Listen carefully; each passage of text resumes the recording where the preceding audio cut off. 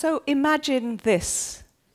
It was 3:15 on a dark, rainy afternoon in September 2009 when the phone rang. Hello, is that Jane? Yes, speaking. Jane, this is Linda from CIA. Jane, I'm ringing to tell you that the contract you applied for the next 5-year training contract, I'm sorry to tell you you've been unsuccessful. We've awarded the contract to Brenda. What? I could feel the anger rising inside me, and I could see the disappointment on the face of my business partner, David. You see, Brenda was one of our training faculty. She was one of our partners, part of our business. We'd worked together for the last 5 years. But Brenda had applied for this contract behind our backs, secretly. We had absolutely no idea that Brenda was unhappy with us or with anything. You see, whatever is unspoken is hardest to change.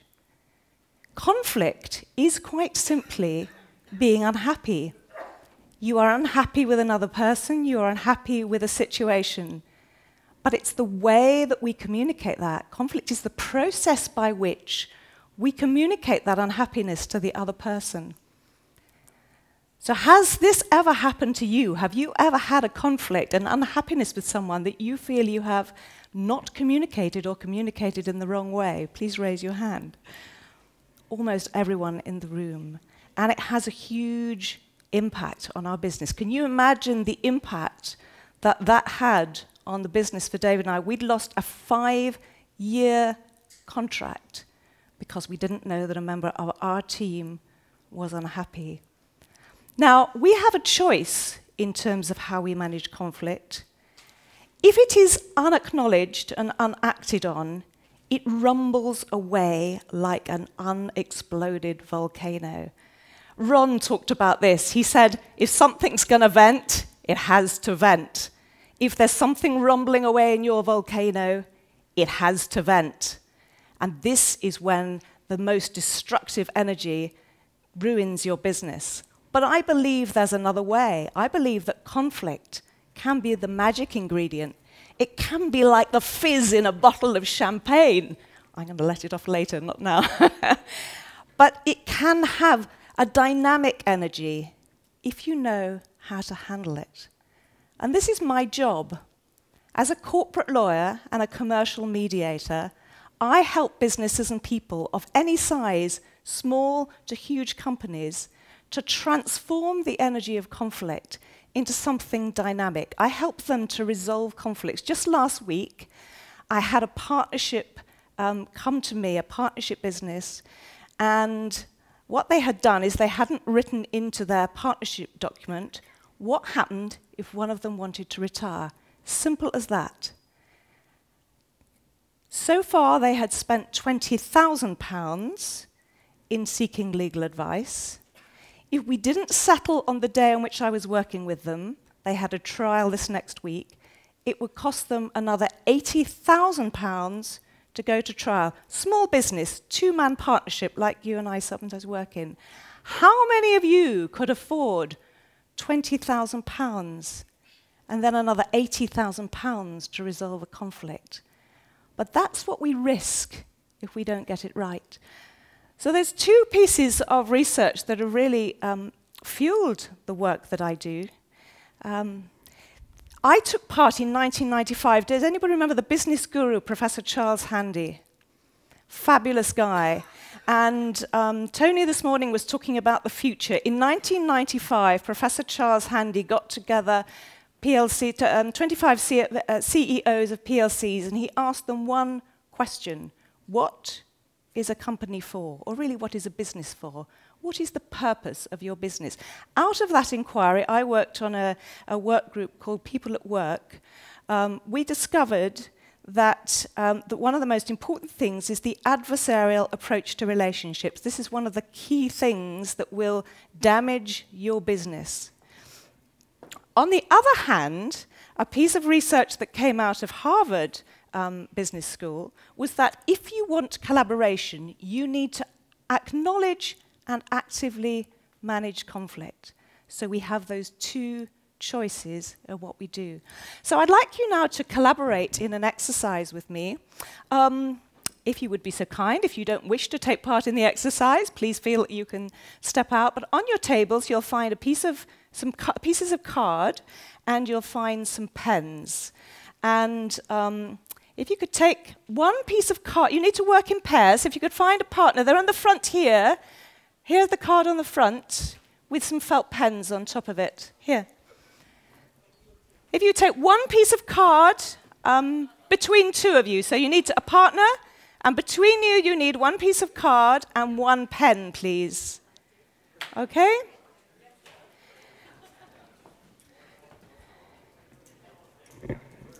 Now, when you're in your pairs, could you, between you, hold the pen together? So one hand on top, one hand underneath. Okay. And now, I would like you, in your pairs, in your collaborative relationships, to draw a house, please.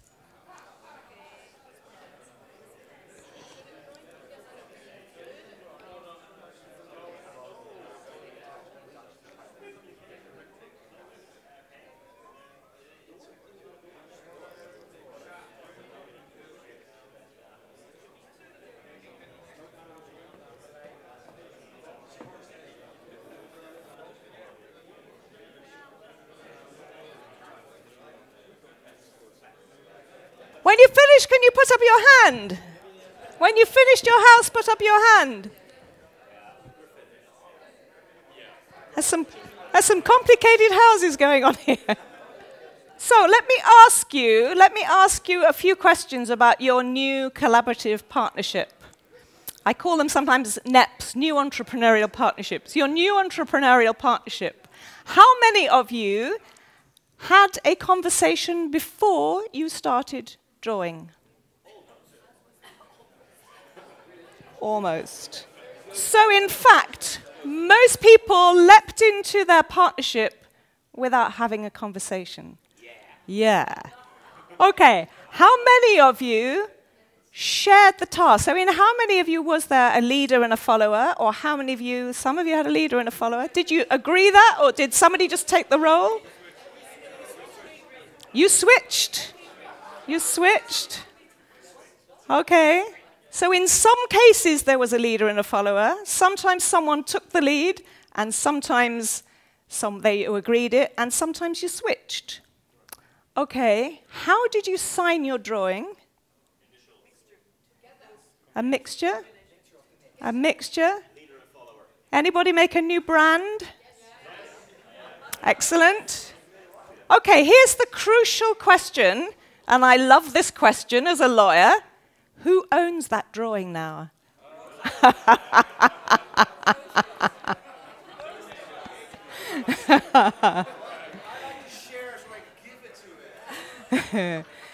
You see, whatever is unspoken is hardest to change. You need to have the conversation before you start the partnership, and you need to keep the conversation going. So there are two ways, as I mentioned, that we may handle conflict. The first one is like this. It's the approach that Professor Handy's report came out with, the adversarial approach. This is our instinctive approach to conflict. Now, what happens when you're unhappy with someone? What happened in the case when Brenda was unhappy with David and I? Did she tell us? No. We have what I call parallel conversations. You have going on in your head, quite secretly, a conversation about the other person whereby you make judgments. She must be selfish. She must be angry. Inferences and assumptions. We have all this going on in our head about other people, and we don't share it with the other person. The next thing that then happens is that we turn our back on the person, our partner, and we stop talking to them altogether. And now we start talking to other people. I might go home and tell my partner at home, oh, I had a really bad day. Brenda's really not working hard at work. And we gather around us a group of supporters who support our point of view. The next thing that happens is that we try and undermine that other person. We try and pull the rug from under their feet. We might write letters, we might make threats. But it ends up with each of us where it's no longer about what the conflict was about. We've forgotten what that was about. But each of us is standing on the edge of the abyss. I'm happy to go down if he's going down. I'm happy to bring him down. That's where we'd got to in the conflict that I was dealing with last week. They were both happy to go over the abyss and ruin their business. So, these relationships, the adversarial approach to relationships, to managing conflict, is driven by fear. It's driven by a need to fight. That's what the F stands for. We treat the other person as an enemy. We demonize the other person. Adversity and being adversarial is what drives us. And there is a real need to be right. It's like we're enclosed in a bubble or in a cage. We can't see anything but our own point of view. We can't see anything but our need to win. That's how it is here. What about if we collaborate when we're in conflict? And what I'd like you to think of is that this is a continuum between these two extremes, and that actually every single interaction that you have with another human being, whether it's in your private life or in your work life, is somewhere along this continuum between being adversarial and being collaborative. It's a choice that we make when we understand. If we're collaborative, we are able to understand more about the other person. What's the one thing you think you need to be able to do to find out what's really important to the other person? To listen. But what are we listening for? What are we listening for? If we were to look under the surface of the volcano, if we were to look beneath, what do you think might be some of the things that the other person, perhaps Brenda in my example, really needed? What might be some of the things that were driving her need to try and sabotage our contract application? Any thoughts? Sorry, Mindy? She might have needed certainty. Okay, she might have needed certainty. She might have needed recognition. She probably did. Actually, what she really wanted was to be a partner in our business, but she hadn't said so. Yeah. Money. So underneath the surface, underneath what the person is actually saying, are a lot of needs and interests, a lot of hopes, a lot of fears and concerns. But we don't share them with the other person. So what we need to do to collaborate is actually to put love into action in all of our relationships. We need to listen to the other person. And we also need to listen to ourselves. What's most important to me? What do I really want to get from this relationship? We need to be observant. Let us observe where we are making judgments, where we are making assumptions, where we are making inferences. Let's know that the other person will be doing that. V stands for verify. We need to verify those things. We need to check out, what am I really thinking and feeling? What do I really need? What does the other person thinking and feeling? What do they need? Let me check that out and make sure I'm absolutely right about that. And we need to have empathy. We need to be able to see things from their point of view. So this is a totally different thing. If you imagine a glass full of champagne, the bubbles are bursting open. We are open, and what we want is for things to work well for ourselves and also for the other person. It isn't just about what I want. So there's a line in a song by Simon and Garfunkel that says, "Hello, darkness, my old friend." Why is darkness a friend? If you go down inside the volcano, it's dark, and it's hot, and it's dangerous. But only if we go inside ourselves can we really discover what's most important to us and what's most important to the people that we work with. In the work that I do, I hear a lot of what's important to people, and everybody has a story to tell. Everybody has a very interesting story to tell. But how many times when we are collaborating with our stakeholders and with our business partners, do we really know what's going on inside for them? In my book, which one of you will get later as a present with the envelope that's going around with Eilidh and I ask 3 key questions. And I'd like you to ask these questions to yourself. I ask, know who really matters to you and why. Ask yourself who in your business and in your private life really matters to you and why. Why do they matter? Ask yourself what really matters to them and why. Do you know what's really important to that person? Do I know what's really important to Eilidh? Well, I think we are building that knowledge of each other, and we've made that a priority. And I need to know why is that really important to Eilidh, and she needs to know that about me. And then to know what's really important to yourself and why. And then you need to find a way to share that. So let me just pull that together. We found that from our drawings, if we don't have a conversation before we start working together, we haven't set the foundation right.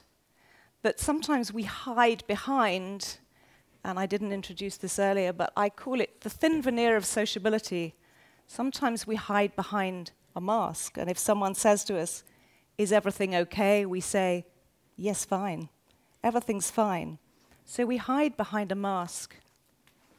But what we really need to do, if we're going to build our dreams, is to share our dreams. But not only our dreams, we need to share our hopes and our fears and our concerns. Because as Tony said, we are entering a new era. We're entering a new transitional phase, and we need to be able to move from this instinctive approach to much more considered collaborative approach. We need to make that choice in every interaction that we have to put love at the heart of our interactions.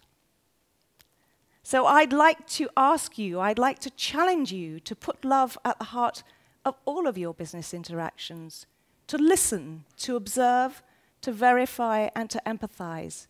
To put love at your heart of your business relationships will transform your businesses, but I believe it will also transform the world. Thank you.